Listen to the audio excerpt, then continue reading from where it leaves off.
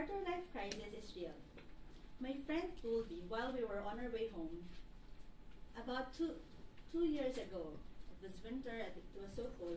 And it seems that his voice actually was as cold as that night's temperature, and as lonely and as lifeless as the trees around.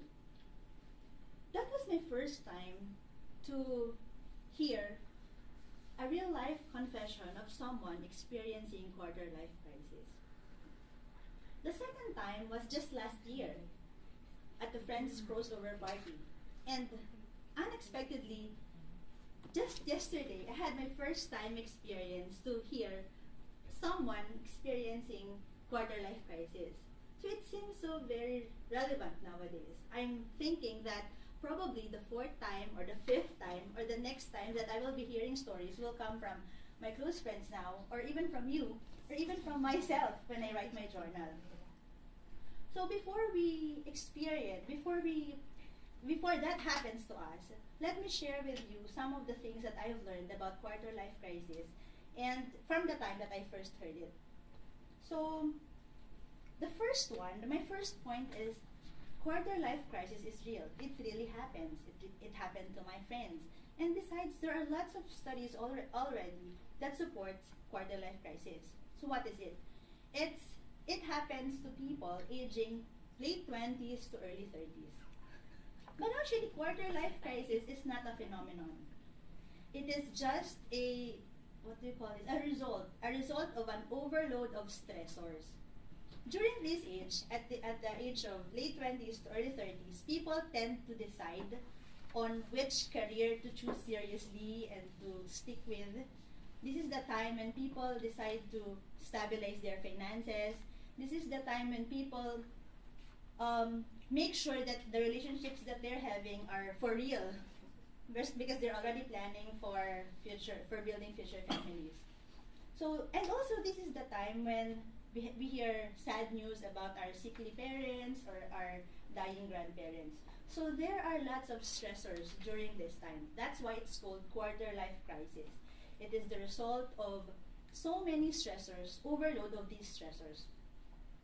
So that's the first thing that I realized. The second thing that I realized is, since quarter life crisis is just an overload of stressors, we can handle it well. We can identify the stressors, we can pinpoint each of them, and then we can check how to solve each and every stressor. So for example, the first stressor that I have identified from my friends and from reading about quarter life crisis is career, or the lack of it, career setback. So how do we solve career problems? So at this point in our lives, before we experience that quarter life crisis, let us make sure that we are in the right industry, in the right field. Let us not settle for a job that drags us to the office day in and day out. Let us make sure that we have a job that inspires us and encourages us to become better. Researchers said that people who made job changes early in life are less to experience quarter life crisis. So they have decided early on which job to take. The second is spousal relationships. So those of you who have girlfriends and boyfriends, I really encourage you to keep a healthy and growing relationship with your partner.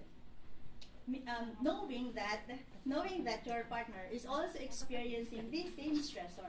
So by just having a strong relationship with your boyfriend and your girlfriend, you take away that stressor from you and from your partner.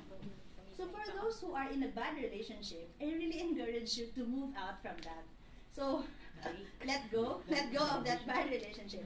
For those who do not have, who are still single, I encourage you to find one, or search or date someone, or start looking for, because once you reach your quarter life and you don't have anyone with you, you might feel like you have lost your chance or something like that, and that will add to your stress.